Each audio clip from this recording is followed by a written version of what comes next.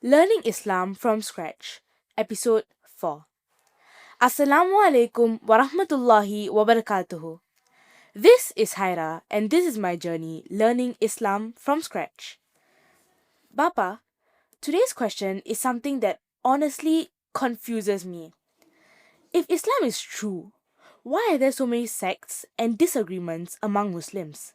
Sunni, Shia, different madhabs, different scholars. If truth is one, why isn't everyone united? That's a very important question, Haira.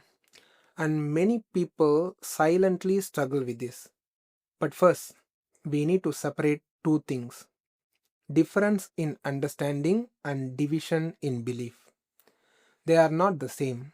What's the difference then? Islam has core beliefs that never changed: believing in one God, belief in Qur'an, belief in Prophet Muhammad sallallahu alaihi wasallam, belief in the hereafter.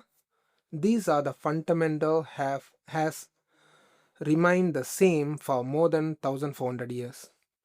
But when it comes to the secondary matters like certain details in prayer or legal rulings, scholars sometimes differed in interpretation.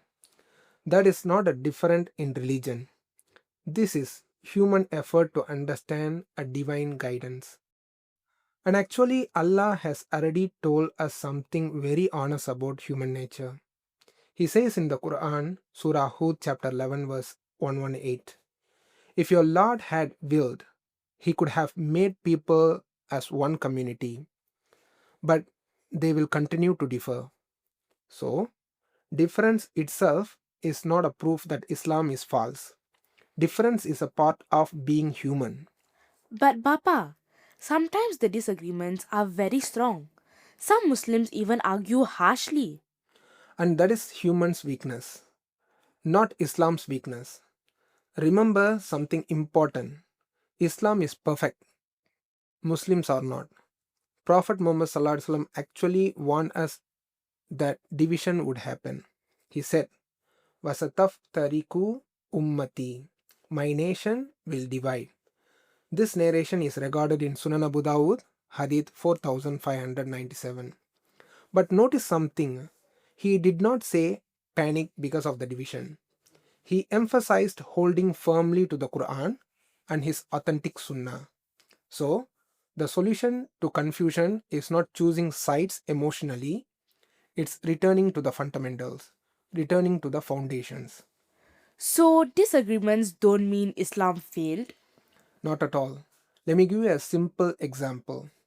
If two doctors disagree about the best treatment method, does that mean medicine is fault? No, it just means experts interpret evidence differently. Exactly. As long as the diagnosis is correct, minor differences in approach do not destroy the field. Similarly, as long as the core belief is intact, differences in the interpretation can exist. In fact, sometimes scholarly differences show intellectual richness, not a weakness. But how do I avoid getting confused by all these labels? By focusing on what is clear and agreed upon: Tawheed, the oneness of God; Quran, the authentic Sunnah; and good character. Allah even reminds us in the Quran, وَأَتَّسِمُوا بِحَبْلِ اللَّهِ جَمِيعًا وَلَا تَفَرَّقُوا. This is coming from Surah Al Imran, chapter 3, verse 103. What it means: hold firmly to the rope of Allah and together and do not divide.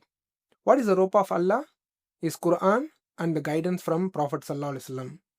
So, unity is commanded, but unity does not mean everyone thinks identically in every minor detail. Unity means shared foundations. So Islam being true doesn't mean Muslims will behave perfectly. Correct. If a Muslim behaves badly, that does not invalidate Islam. Just like a bad driver does not invalidate traffic laws. Judge Islam by its source, Quran, Hadith, not by every follower.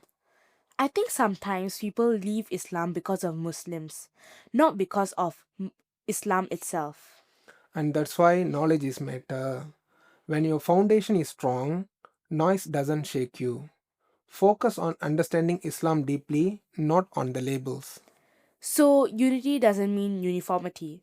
Exactly. Unity is shared core belief. Uniformity in every detail is unrealistic for human beings. Papa, I honestly feel less confused now. Instead of focusing on sex, I should focus on understanding Islam itself. That's the right approach. Clarity removes confusion, and Islam invites clarity. This is Haira and this is my journey, learning Islam from scratch. Assalamu alaikum wa rahmatullahi wa barakatuhu.